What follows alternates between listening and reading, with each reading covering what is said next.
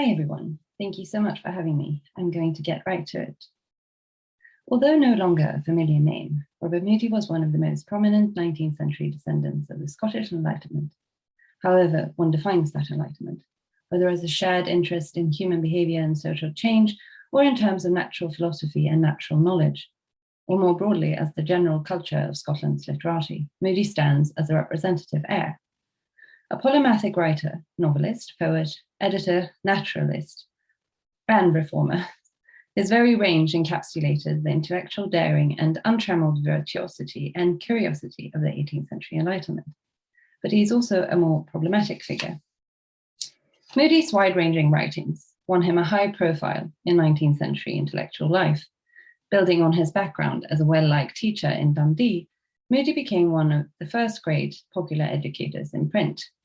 He wrote diligently and at times eloquently about the most varied subjects, becoming a popular authority on anything from the Bittern, mathematics, China, Australia, India, to astronomy and emigration, and his work seems to have been welcomed by an enthusiastic readership on both sides of the Atlantic, which included Dickens, Darwin, and the landscape painter Thomas Cole.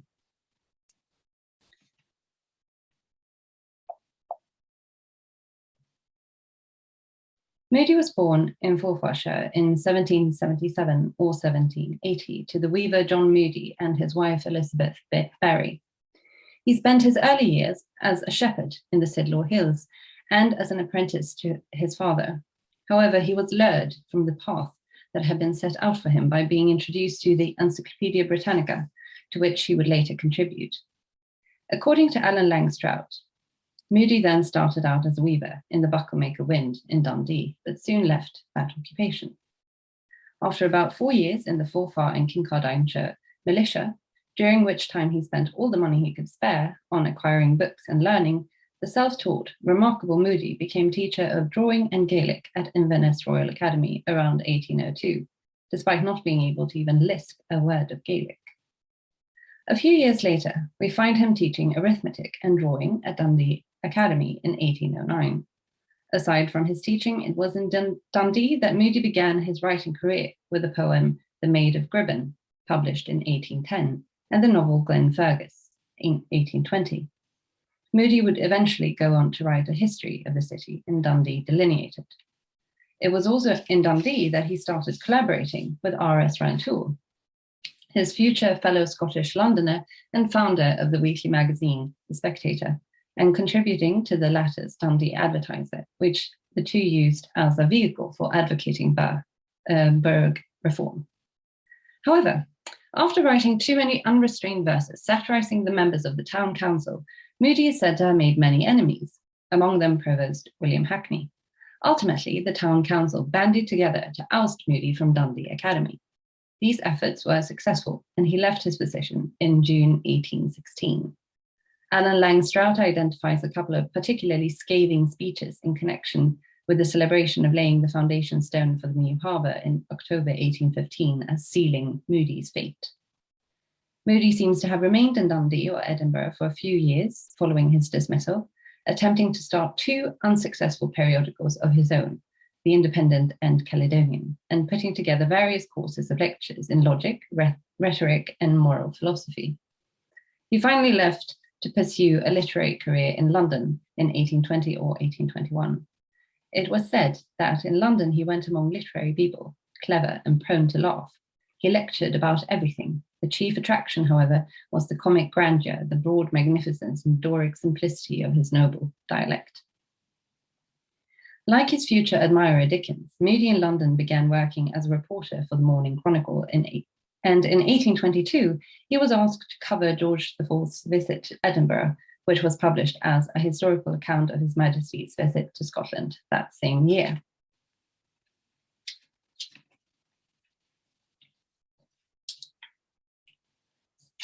Mudie's success in London owed much to his connection with the publisher Charles Knight.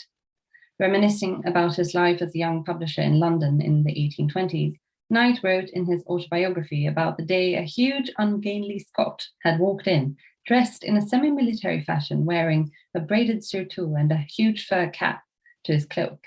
spluttering forth his unalloyed dialect and somewhat redolent of the whiskey that he could find south of the Tweed.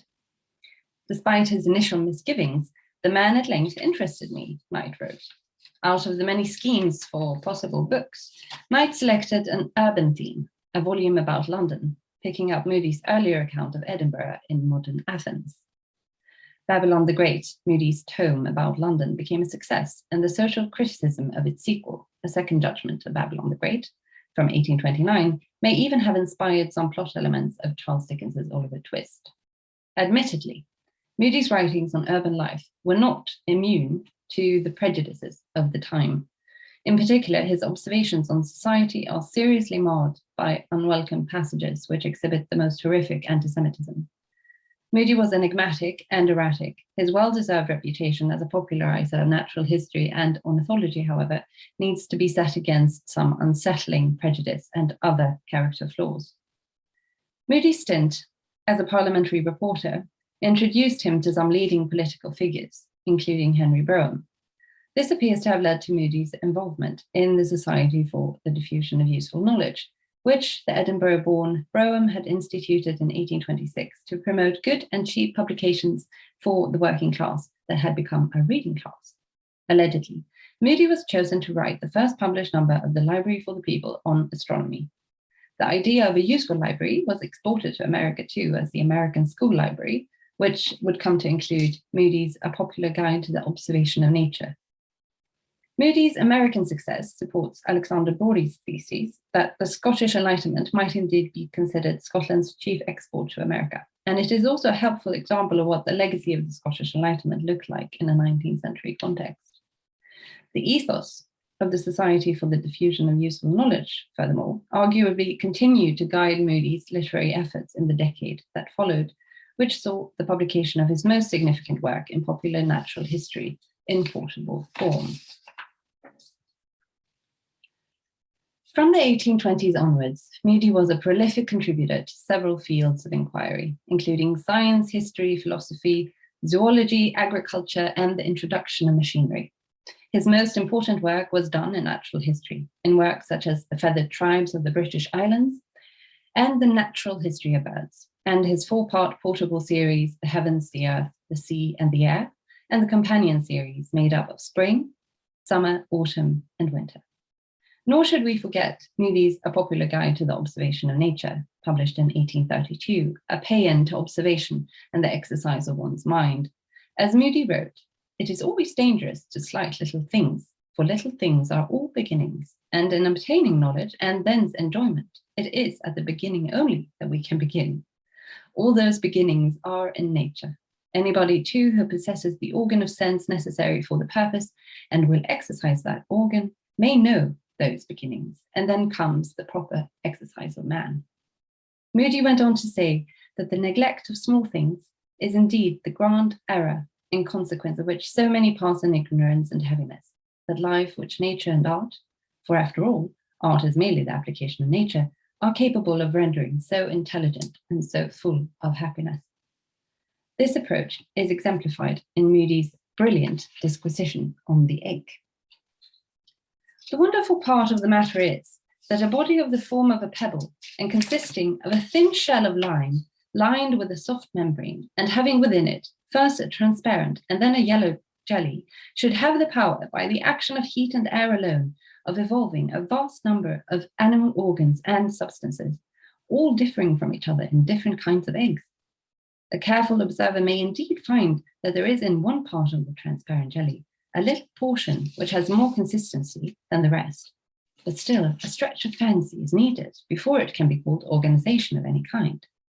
So that if a person were to be told that out of those jellies there were to be evolved bones and muscles or organs of motion and nerves for sensation, and not only keep itself in perfect order and repair for its appointed time, but become the source of future beings of the same kind, without number and without end, excepting from the bar and hindrance of external circumstances.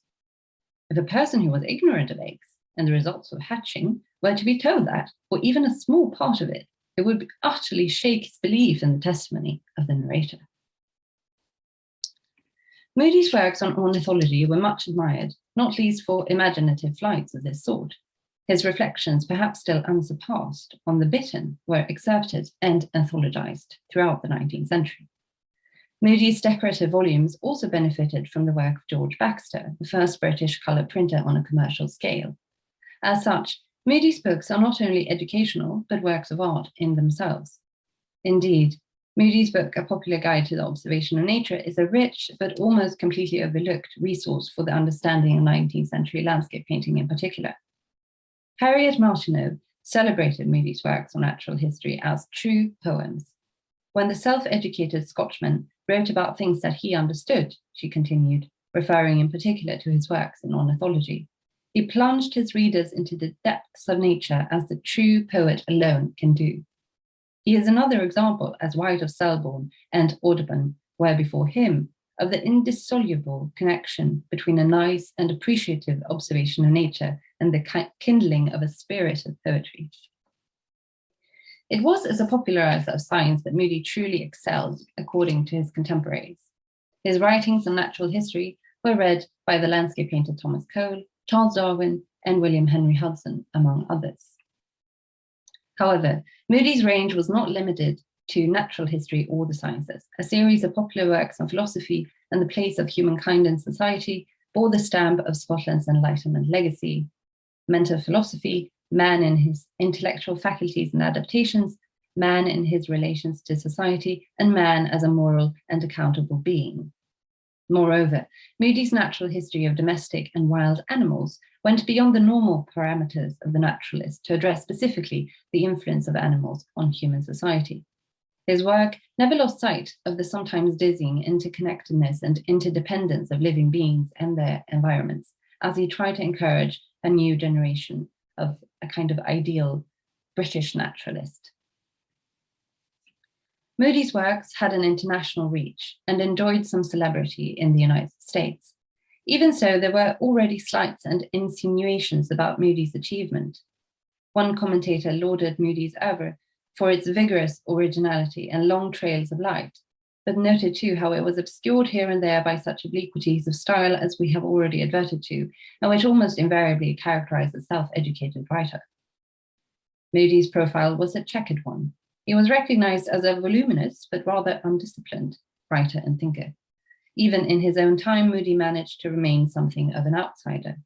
Some blame this on overwork or his drinking, while others draw attention to his financial troubles or, again, seemingly point to the fact that he was self-taught. Others suggest it was due to his unclubbability. But, as already mentioned, Mudie was involved with the Society for the Diffusion of Useful Knowledge, and he was also considered a notable member of St. James's Ornithological Society, which was founded to establish a collection of waterbirds in the garden of St. James Park. Indeed, Mudie was as much a popularizer as he was an original thinker. Although his works influenced several of the most notable cultural figures of the 19th century, his achievement was largely pedagogic. Yet he remains an indispensable figure for understanding the wider effects and aftermath of the Scottish Enlightenment. Mudie's work is well worth revisiting, in part because of its global impact, evidenced by the articles and obituaries that appeared following his untimely death in 1842 on both sides of the Atlantic. In the longer run, however, his significance faded. Mudie ended up as a tragic anecdote in the writings of Virginia Woolf on Jane Carlyle and Geraldine Dewsbury in the essay Geraldine and Jane from 1929. An ill-timed attempt at reviving his reputation in the years before World War II by the American literature scholar Alan Lang Stroud did little to aid Mudie's reintroduction to the canon of 19th century letters. Yet what might have been remembered as an improbably inglorious literary career ended in tragedy. Broken by a few productive but financially disastrous years in Winchester, Robert Mudie died destitute in Pentonville in 1842, leaving behind his wife and son, his wife's son and 4 daughters. The Spectator wrote, "He is dead, and the grave has closed over the remains of a Scottish weaver who in his time, triumphing over difficulties and obstacles, instructed and amused thousands." Fittingly, the tragedy of Mudie's surviving wife and children was played out in the pages of the periodical press, where an appeal was made on their behalf. This was further immortalized in the correspondence of the Carlyles, who were both involved in trying to find places for two of Mudie's daughters. Their exasperation with the Mudie girls may have somewhat contributed to a slightly more negative view of the father's legacy later on. From the many varied testimonies of contemporaries, some tinctured with mythologizing and exaggeration, it is difficult to glean a complete picture of Mudie and his accomplishments. Mudie, self-taught as he was apparently fluent in ancient Greek, and his knowledge of geometry supposedly managed to impress the Scottish mathematician and professor at Edinburgh University, John Playfair. Or was he merely a radical metropolitan hack, as David Allen refers to him? A drunken hack, to boot. The need for Mudie to move to London may partly have been a consequence of the demise of the Enlightenment in Scotland. But Mudie's 2 decades of success, however precarious, in the English capital, also suggests that the Enlightenment did indeed live on in the murky atmosphere of London, rather than the to Mudie deceptively transparent air of Edinburgh. Perhaps one might best understand Mudie and his writings as a peculiar product of the Scottish Enlightenment and of interdisciplinary inquiry before specialization and scientism took hold. Suspended between the 18th and 19th century, between Scotland and England, between Edinburgh and London, between Georgian and Victorian culture, between the Enlightenment and post-Enlightenment, Mudie's role was above all that of an intermediary. Thank you very much.